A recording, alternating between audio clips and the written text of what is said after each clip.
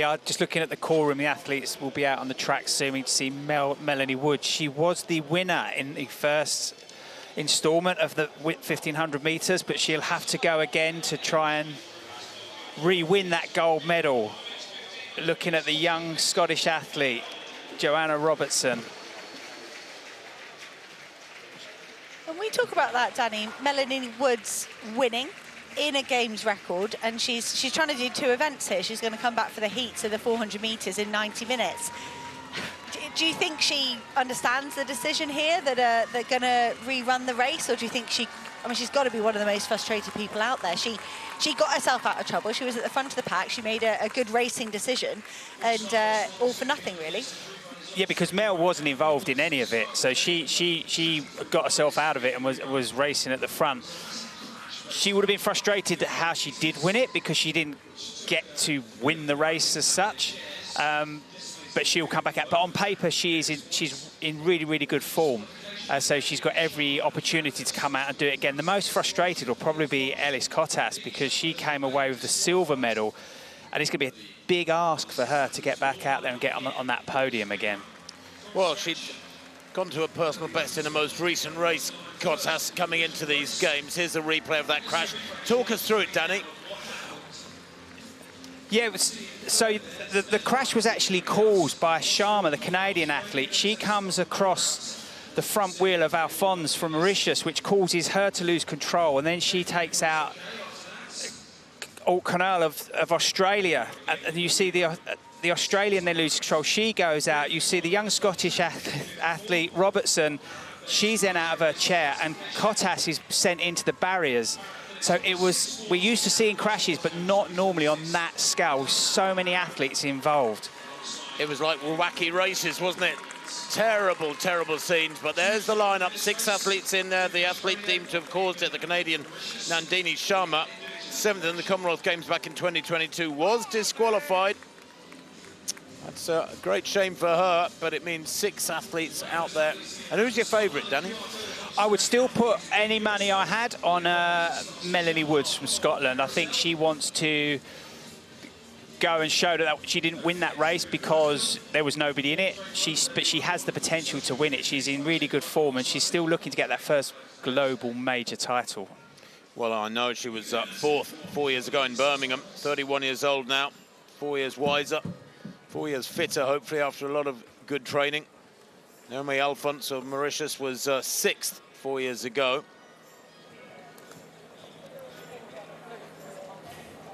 There, Eliza Alt-Connell, the Australian athlete, she took 16 years out of the sport to raise a family. Must be a big family. You just see the gloves that they wear now, that are just on the hands. And of course, the conditions are a lot better today. It was very, very wet when they raced the other day. There is Mel Woods with 3 on a helmet in the blue of Scotland. Best of 3:16 from a couple of years ago, 3 minutes 16. Anything in this race down around 3:20 would be fabulous racing. But let's hope no more collisions. So there is a recall rule. If there's a crash within the first 50 metres, the race will get recalled, because the crash the other day was beyond that, it was about 150 metres.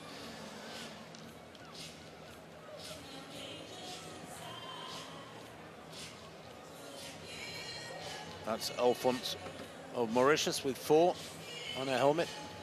And then the Australian, who looks so disappointed, frustrated. Eliza Alt-Connell, silver medalist back in 2018 in front of the home crowd on the Gold Coast. Best of 3:53 this year, although her lifetime best goes back 7 years, 3:18.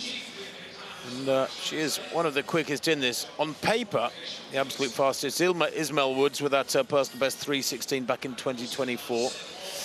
But so often, it's more recent form that matters, not what you did 2 or 5 or even 7 years ago.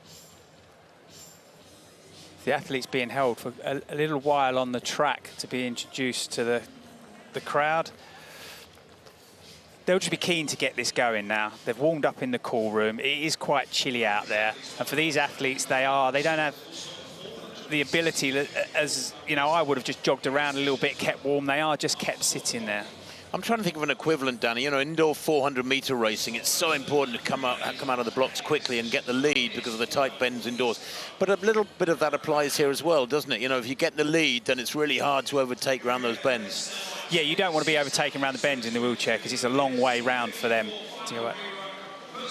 But if the athlete in front holds the lead and then accelerates down the straights and can cruise a bit around the bends. So there's Joanna Robertson from Scotland, the young Scottish athlete, inspired by Sammy Kinghorn. Michaela Dingley making her Commonwealth debut, well, second Commonwealth debut now. Naomi Alphonse from Mauritius, team captain from Mauritius, fourth, the world champion of the 100 metres. Melanie Woods from Scotland, on paper the favourite to re-win this race. Ellis Cottas, she was second in that first instalment of this race. She'll be hoping to hold on to that. Eliza O'Connell from Australia, 44 years old and still going strong. A very, very experienced athlete. Here we go then. The pressure turned up another notch after that crash 2 days ago. This, the rerun of the women's T54 1500.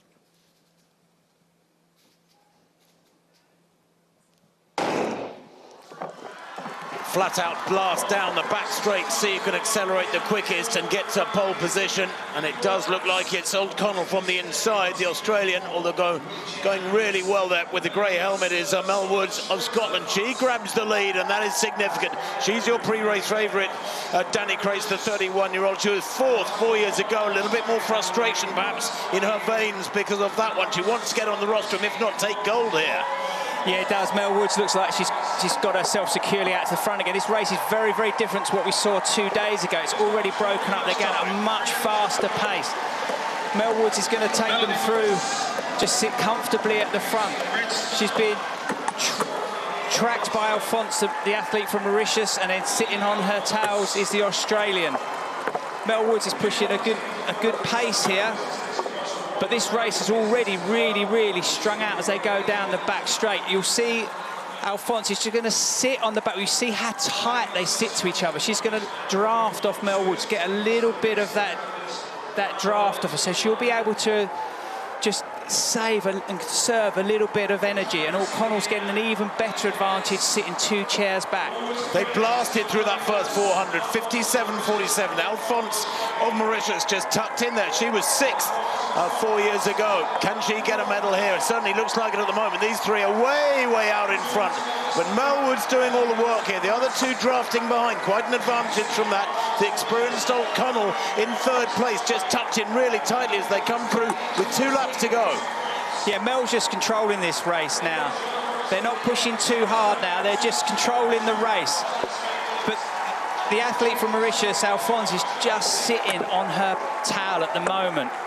But you'll see it. You'll see probably with 600 and 400 go, you'll really start to see Mel put the hammer down and start to extend that lead. She's not going to want to leave Alphonse sitting on her towel the whole way round. Well, she's not exactly cruising. A lap and a half to go. The pace is intense because O'Connell can't hang in there. She's a silver medalist, remember, from 8 years ago on the Gold Coast. And maybe she's heading for a medal here, but she just cannot live with this pace that Woods is laying down through the middle of the race. The favourite looking strong at the moment, coached by Roger Harkins, her club Red Star AC in Glasgow. But she cannot shake off Naomi Alphonse from Mauritius. Coming to the bell this time, and it's going to be very, very tight as Woods continues to hold that inside line. Alphonse will have to come wide if she's to get past her. Yeah, she is. Alphonse is going to have to go the long way round Woods. But Woods is just starting to put the pressure on now as she comes into the back straight for the last time in that race. But you're right, she cannot seem to shake off the athlete from Mauritius. So they go down the back straight, just coming up to 250 metres to go. It could all come down to the kick off the final bend. They go through with half a lap to run. O'Connell is now about 40 metres back. She's definitely going to get the bronze. There's a huge gap behind her. But the battle for the gold and silver is still intense. The crowd roaring on their home darling here, Melanie Woods. As they come into the home straight, Woods has done all the work. She's led from the gun. She swings wide there off the bend. And she has held something back. Brilliant tactician. She's led from the gun. She kicks away off the final bend. Alphonse couldn't find the speed in the last 100. And it's gold for Scotland.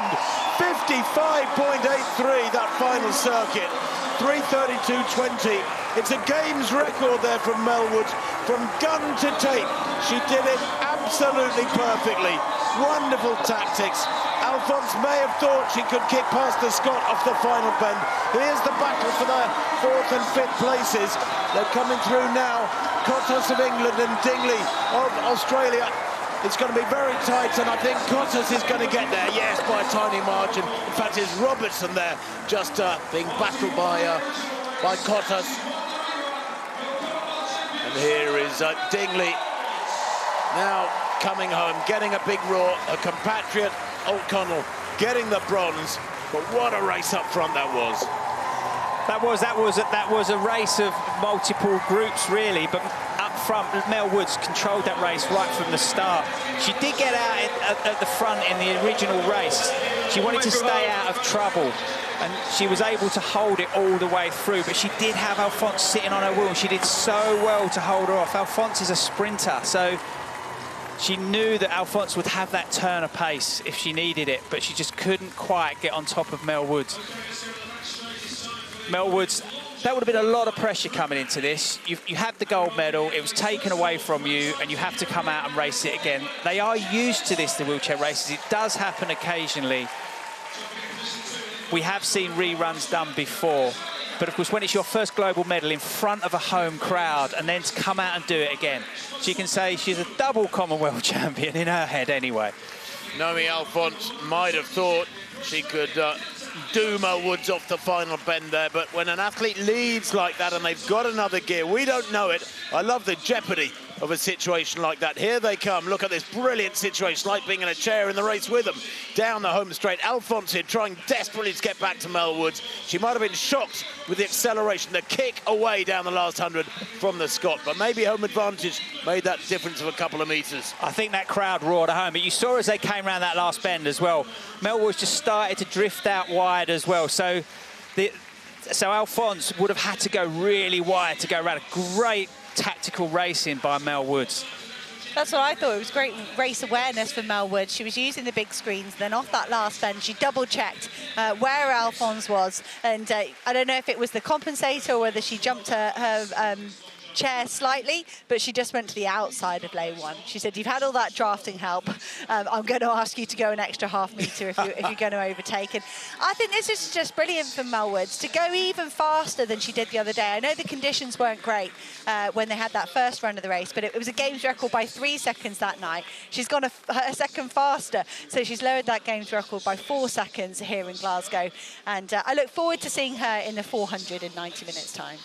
Yep, and for these wheelchair races as well, this is not unnormal to go and race, like, you know, an hour, half an hour after they've raced. They do have the ability to sort of continually race, recover and race again. It's how they race on the circuit, it's how they race in the Grand Prix. Well, the physiology is very, very different, isn't it, Danny? When you think that some athletes can do the London Marathon on a Sunday, fly overnight to Boston and do Boston Marathon the next day, for non-para athletes, the thought of doing that is absolutely impossible. I mean, 2 marathons in 2 days at an elite level would be insane. It's just not possible. But for para athletes, actually competing every weekend, perhaps sometimes for several consecutive weekends, it's feasible. It's totally different physiology.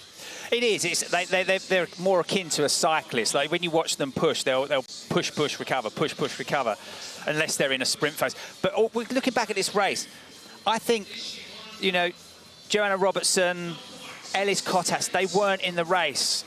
And I would have expected them to have been in the race at least till the last 100 metres. I do wonder if there is leftover from that crash. They were both involved in that crash 2 days ago. And then going to be going into the 400 metres as well. So I do wonder if there's an even more telling was we saw the other Australian athlete. So here's your results. It is indeed gold for Scotland, another gold for Scotland. Naomi Alphonse of Mauritius taking a super silver, and Alt Connell there, the bronze for Australia, a little way back. Games record for Mel Woods, though, from the front. She did it the hardest way, and she did it supremely. And in fact, Mel Woods, of course, has done it twice, but she's followed up that